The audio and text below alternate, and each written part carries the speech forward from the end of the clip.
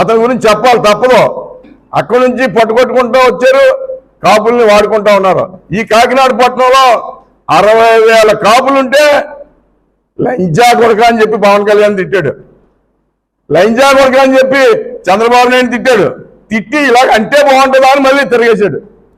అంటే ఎంత చులకంగా ఈ జాతి చంద్రబాబు నాయుడు జాతీయ అంతర్జాతీయ నాయకుడు మరి తిట్టొచ్చా, ఆ రకంగా మాట్లాడొచ్చా?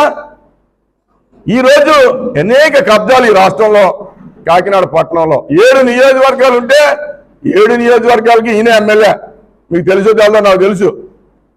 7 నియోజకవర్గాల్లో మట్టి కానీ గ్రావెల్ కానీ కంకర కానీ ఈయనే మంత్రి. ఈయన మంత్రులు ఉన్నా ఊరికి సంతకం పెట్టినాక తప్ప మరి రెడ్డి గారు ఆగడాలు మీ అందరికి కూడా తెలుసు. ఎన్ని భూ కబ్జాలు చేశారో, ఎన్ని రకాలుగా మాట్లాడారో. ఇక్కడ ఉన్న మీ పర్సెంటేజ్ ఎంత?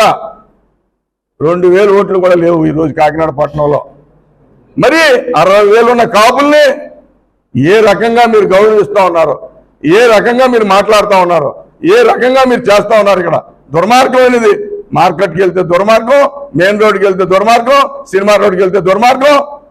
ఈ దుర్మార్గాలకన్నీ కూడా రాబోయే కాలంలో చెక్కు పెట్టబోతా ఉన్నాం. ఈ కూటమి నెగ్గుతూ ఉంది.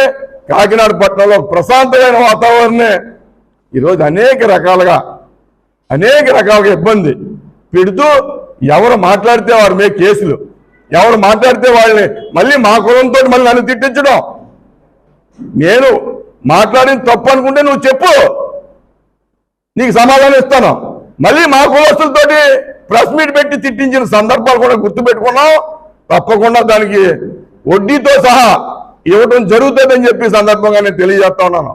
నేను ఏదో వారుగా కాపులకు అన్యాయం జరుగుతుందని చెప్తే నువ్వు విదేశాల్లో ఉండి నన్ను తిట్టించిన మాటలు వీడియో పెట్టించుకుని చూసిన సందర్భాలు కూడా మన వాళ్ళు అందరూ చెప్పారు. నేను దాని జోలికి పోవట్లేదు. ఇవాళ ఎన్నికలు మేలుకోమని మన జాతికి పిలుపునిస్తా ఉన్నాం. కాకినాడలో ఈ రెడ్డి పాలకులకి ఒక్క ఓటు కూడా కాపు తెలగా బలిజావంటే కూడా వేయకూడదని నేను పిలుపునిస్తున్నానని చెప్పి సందర్భంగా నేను తెలియజేస్తున్నాను.